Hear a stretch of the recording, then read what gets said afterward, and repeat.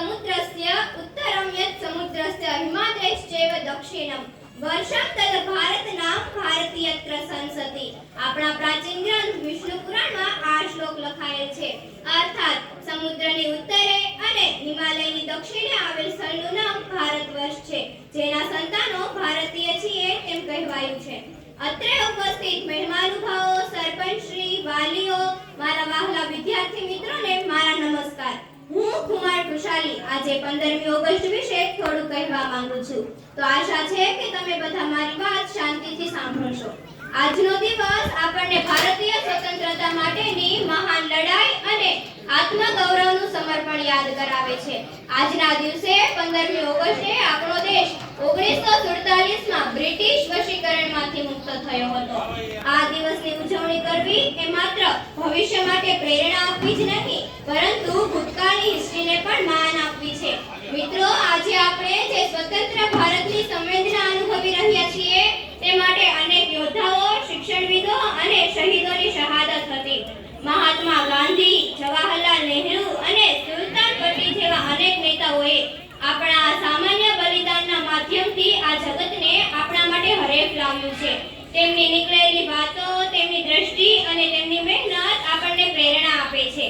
આજના યુવા પેઢીનું મૂલ્ય સમજવું તે જરૂરી છે, કારણ કે એ જ પેઢી આપણા દેશના ભવિષ્યને સ્નેહપૂર્વક વિકસિત કરવાનું કામ કરશે। સ્વતંત્રતાના મૂલ્યોને સમજીને જીવનમાં અમલ કરવું જરૂરી છે। દેશની વિજયોની યાત્રા જે હજુ પણ ચાલે છે તેના માટે પોતાને દરેકને પોતપોતાના સ્તરે યોગદાન આપવું છે।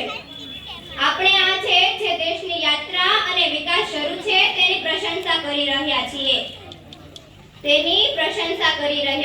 આ દિવસ આપણા માટે ઉજવણી છે, પરંતુ સાથે સાથે તેની પ્રતિબદ્ધતા અને જવાબદારીની પણ મર્યાદા છે।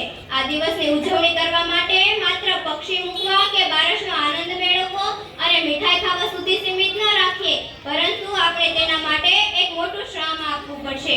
આશા છે કે આ દિવસનો આભાર માનવામાં અને મહાન નેતાઓ અને મહાન યોદ્ધાઓને શ્રદ્ધાંજલિ અર્પણ કરવામાં આપણે શાહી રહીશું। 15મી ઓગસ્ટ એ માત્ર કોઈ તારીખ નથી, પરંતુ એ આપણા દેશની શહાદત, લડાઈ અને દેશના વિકાસના કથાનો એક ભાગ છે। આ દિવસ આપણા માટે ઉજવણી છે, પરંતુ સાથે સાથે તેની પ્રતિબદ્ધતા અને જવાબદારીની પણ મર્યાદા છે। આપણી સંસ્કૃતિ, આપણા મૂલ્યો અને આપણી સ્વતંત્રતાને જાળવવા માટે સદાય આ પ્રેરણાને જીવનમાં ઉતારવું પડશે।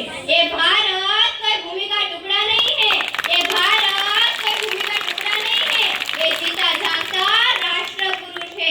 ये बंधन की धरती है, ये अभिनंदन की धरती है, ये अर्पण की भूमि है, ये तर्पण की भूमि है।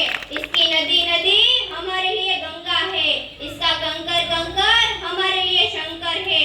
हम जिएंगे तो इस भारत के लिए और हम मरेंगे तो इस भारत के लिए, और मरने के बाद भी गंगा जल में बहती हुई हमारी अस्थियों को कोई कान लगाकर सुनेगा तो एक ही आवाज आएगी, भारत माता की जय।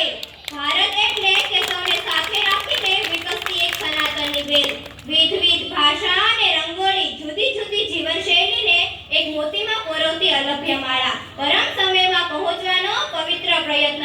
ભારત એટલે કે સાત્વિક સદ્ગુણોનો ડંખ વગરનો મધુકૂડો, ભારત